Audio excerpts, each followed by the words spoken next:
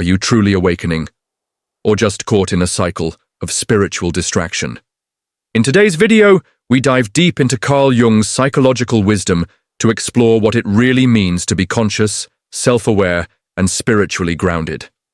Many of us are on a path of healing and self-discovery, yet find ourselves looping in patterns that look like growth, but are really avoidance in disguise. Jung believed that the unconscious mind speaks through dreams, emotions, and the parts of ourselves we often ignore. When we chase constant positivity, signs, or external validation, we may be bypassing the shadow, the very thing we need to face to grow. This 13-minute journey will help you reflect on whether you're truly waking up to your inner truth, or simply numbing your pain with spiritual noise. We'll talk about what individuation really means, how the shadow influences your relationships, and how you can take grounded, conscious steps towards self-actualization. If you've ever felt lost, burnt out on self-help, or unsure if you're actually growing, this video is for you. You'll leave with reflective questions, emotional clarity, and tangible steps to reconnect with your authentic self. This isn't about more spiritual content. It's about less distraction and more truth. Have you ever felt like you're doing everything right on your healing journey?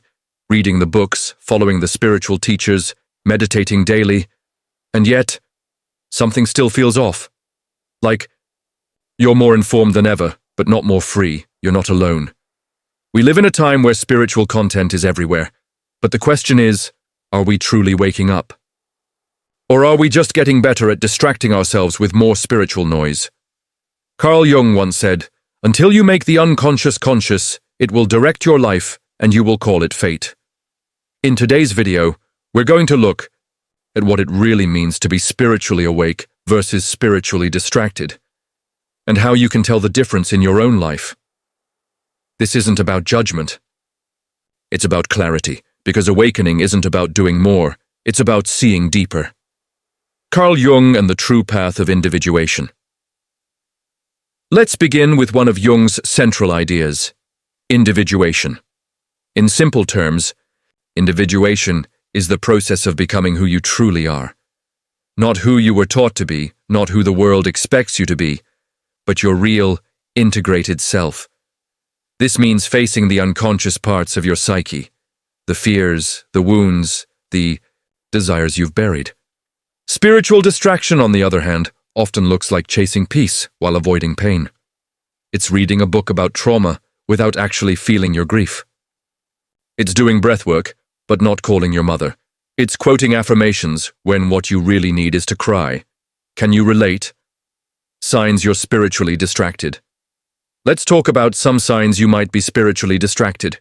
You seek constant validation from external spiritual sources, cards, astrology, readings, yet avoid sitting in silence with yourself. You bypass difficult conversations in the name of positive vibes only. You spiritualize your pain instead of feeling it, saying things like, everything happens for a reason, when what you really need is compassion. You're always doing the next healing thing, but rarely allowing yourself to be. Now here's the truth. None of these things are wrong, but when they become substitutes for real emotional honesty, they pull us away from ourselves. What does real inner work feel like? And real inner work doesn't always feel good. It feels raw, honest, sometimes ugly. According to Jung, there is no coming to consciousness without pain. Healing isn't a straight line. It's more like a spiral. You revisit the same wound, but from a deeper level each time. So if you feel like you're going backwards, maybe you're actually going deeper. Here's a question for you. What part of you have you been ignoring because it doesn't feel spiritually correct? Is it your anger, your jealousy, your exhaustion? These are parts of your shadow.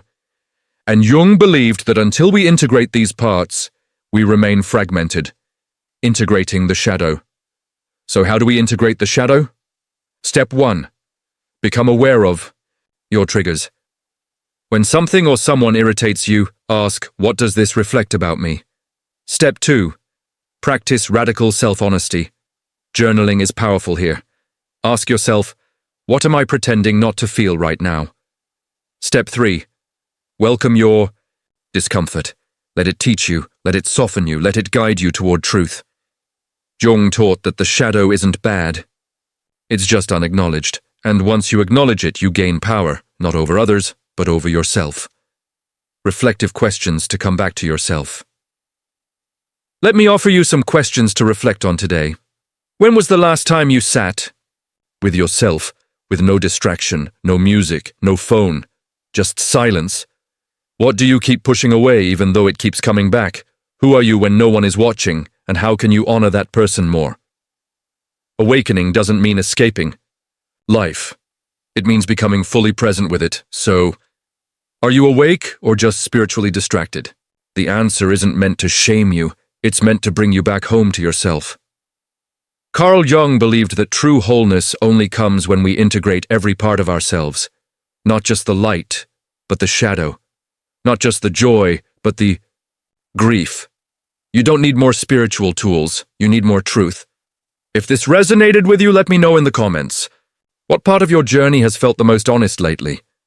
And what part still feels like performance? If you're ready to go deeper, take one moment today to sit with a journal and ask yourself, what have I been distracting myself from? If this video helped you see something clearly, give it a like, subscribe for more grounded self-growth content, and share this with someone who might need it. Until next time, choose truth over noise and always come back to yourself. You're not alone. On this path, you never were,